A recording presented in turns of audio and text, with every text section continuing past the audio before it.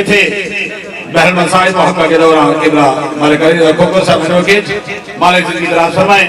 میرے انتہائی واجب الاحترام بابا جی مخدوم سید سرگام آباد شاہ صاحب بخاری بابا سید نارائن آباد بخاری بادشاہ اس خانوادے کو مولا سلامت رکھے.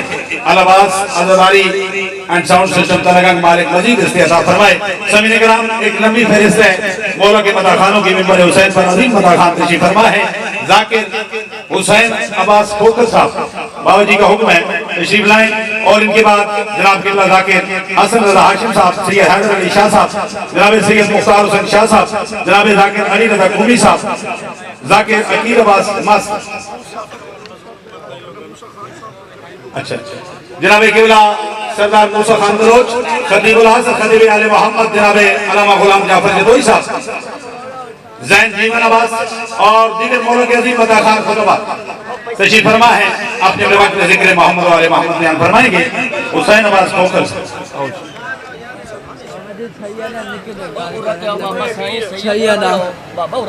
ادھر آؤ شاہ جی ادھر آؤ شاہ جی ادھر آؤ چلو چلو بابا جی چلو ایسے بیٹھ جاؤ پلے بیٹھ جاؤ چلو. بسم اللہ الرحمن الرحیم. نعرہ تکبیر نعرہ تکبیر نعرہ رسالت نعرہ رسالت. دونوں ہاتھ بلند کر کے نعرہ حیدری بواز بلند تر صلوات.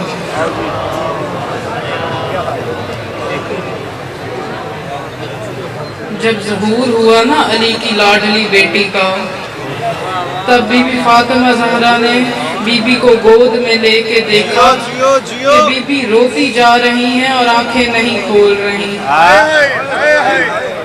امام علی آئے اور امام علی نے پوچھا کیا ہوا؟ بی بی نے فرمایا زینب روتی جا رہی ہے لیکن آنکھیں نہیں کھول رہی. امام علی نے ہاتھوں میں لے کے فرمایا زینب آنکھیں کھولو دیکھو بابا علی آئے ہیں. بی بی نے آنکھیں نہ کھولی. چھوٹے سے امام حسن آئے. امام حسن نے ہاتھوں میں لیا. امام حسن نے فرمایا زینب آنکھیں کھولو دیکھو میں بھائی حسن آیا ہوں. میرے جنازے پہ تیر چلنے ہیں مجھ بھائی حسن کے لیے آنکھیں کھولو. بی بی نے آنکھیں نہ کھولی. امام حسن رونے لگے کہ زینب کیوں نہیں آنکھیں کھول رہی.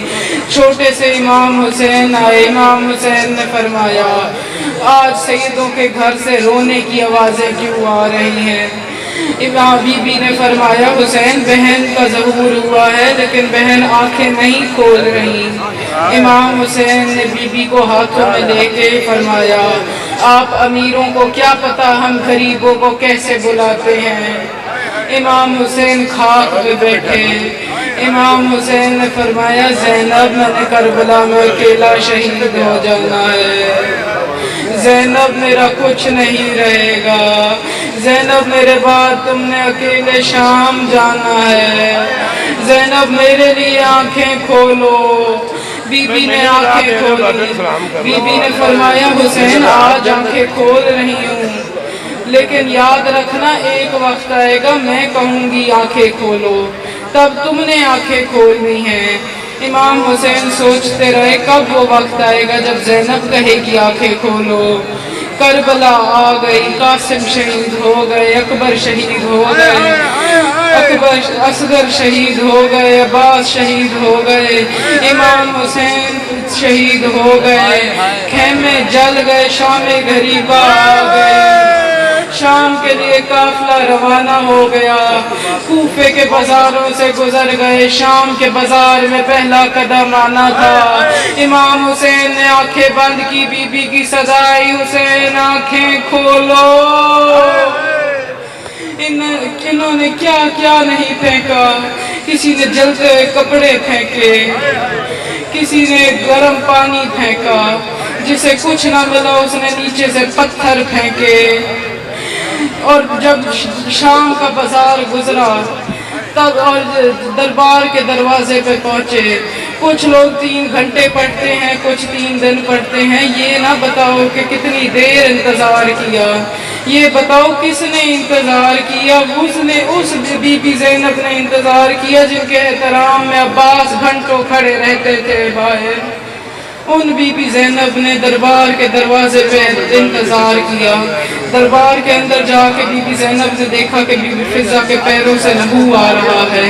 लहू क्यों आ रहा था कि बीबी फिज़ा ने बीबी ज़ैनब का पर्दा बन के सारे रास्ते बीबी ज़ैनब के आगे खड़ी थी। पैर नहीं उठाया कि किसी लांती की नज़र बीबी की तरफ न चली जाए। बीबी ज़ैनब ने फरमाया, अम्मा फिज़ा पैर बदल लें, आपके पैरों से लहू आ रहा है। बीबी फिज़ा ने फरमाया, मैं कैसे पैर बदलूं, मैं क्यों पैर बदलूं, मैंने इसी वक्त के लिए तो नबी से सांसें मांगी थी कि मैं बीबी ज़ैनब का पर्दा बन के किसी दिन खड़ी हो पाऊं। इतना कहना था, यजीद ने एक सिपाही को कहा कि इनमें से अली की बेटी कौन सी है, मैंने अली की बेटी को देखना है, मुझे बताओ अली की बेटी कौन सी है। सिपाही बीबी फिज़ा के पास गया।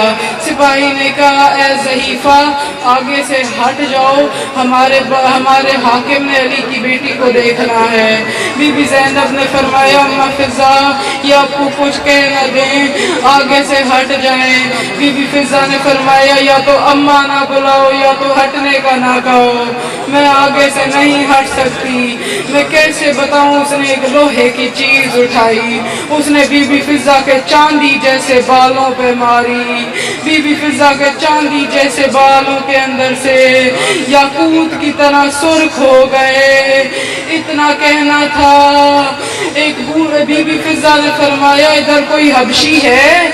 एक बूढ़ा हबशी आया, उसने कहा, हम 300 हबशी हैं, तुम हमसे क्या मांगती हो, हमें क्यों बुलाया है। बीबी फिज़ा ने फरमाया, तुम लोगों की कोई शहजादी है। उसने कहा, हमारी एक शहजादी थी लेकिन वो मदीने वाले सैयदों की नौकरी में चली गई। बीबी फिज़ा ने फरमाया, क्या उसका नाम मैमूना था। उसने कहा, हाँ। उसका तुम्हें कैसे पता उसका नाम मैमूना था, तुम्हारी जुर्रत कैसे हुई, तुमने शराबियों के मजमे में हमारी शहजादी का नाम लिया। बीबी फिज़ा ने फरमाया, मुझे पहचानो, मैं ही तुम्हारी शहजादी हूँ। बूढ़े हबशी ने कहा, अगर तुम ही हमारी शहजादी हो तो मैं तुमसे बात नहीं करता।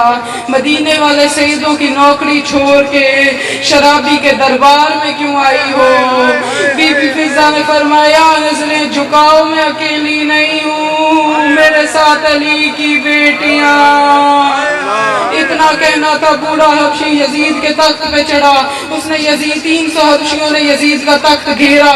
तख्त घेर के बूढ़े हबशी ने कहा, यजीद क्या तुम्हें लगता है हर कोई अली की बेटियों की तरह लावारिस होता है। इतना कहना था। बीबी ज़ैनब की सदाई, अब्बास आंखें खोलो, फिज़ा के वारिस आ गए, ज़ैनब के वारिस।